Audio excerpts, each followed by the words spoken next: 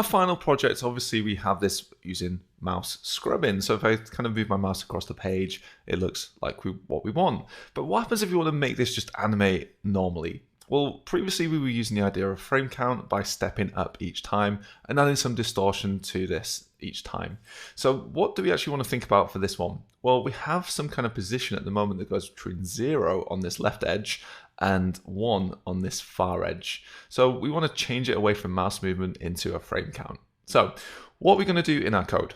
So the moment this is position is based on the window mouse X and how wide the window is. We're going to get rid of this for now. So by doing 2 forward slashes, we'll keep it in there if we want to kind of reverse this later. Now we'll get things start to complain because there isn't a position anymore. So what we want to do is let the position now be equal to the frame count. Now there is an issue with this, of course, which is if we go and look at this and press refresh, you'll see this just instantly flick. So you'll notice there's a little flick very, very quickly. And the reason for that is we want our position to be between 0 on this edge and 1. And frame count is 0, 1, 2, 3, 4, 5, 6. Goes up very, very quickly. So we need to slow this down a little bit. So first thing we're going to do underneath here is make the position equal to the position divided by how many frames do we want? So for now, let's make it 60. So it'll go from 0 to 1 divided by 60, 2 divided by 60, 3 divided by 60. So let's see this in action. So if I refresh now, you'll see this kind of go into position. But then what happens? Well, it goes above position 1. It kind of goes off this far edge.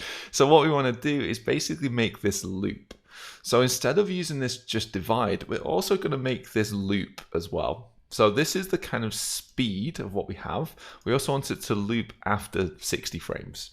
So underneath it, we're also going to do position is equal to position modulo 60. Now, what does this percent sign do? Well, this is kind of like the remainder. So if we remember from early math when we were kids, it might have been something like 4 remainder of 3 is 1. So we want to go from 60, and when we hit 61, we want to remainder that, so it's now 1 again. So this is going to loop this round every single time. So this and this together is usually quite a common technique. We have this, if we change this, we would likely to change this if we do want to loop as well. So let's see this in action now. So if I refresh the page, we'll get this loop, and it starts to mess up again. So why is this starting to mess up again?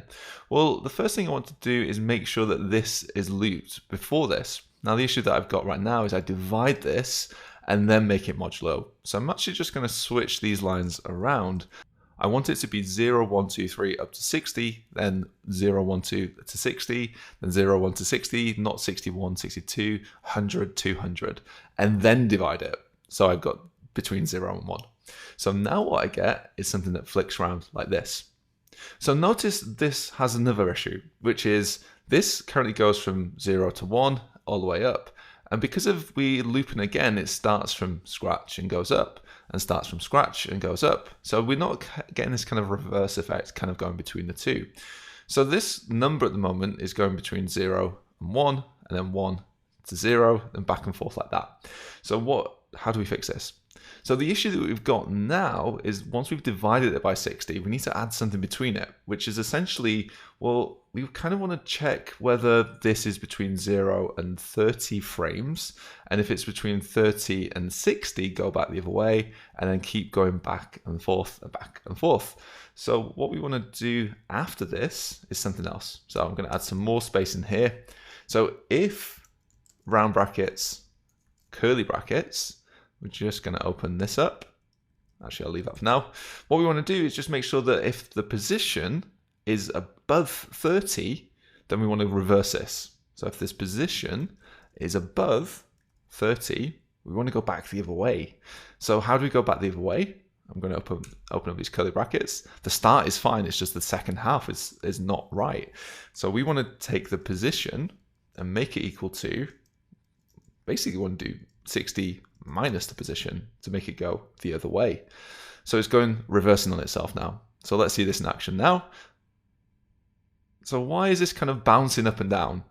Well, it's bouncing up and down because this goes between 0 and half now and 0 and half. And the reason for that is below here, we've got this divided by 60.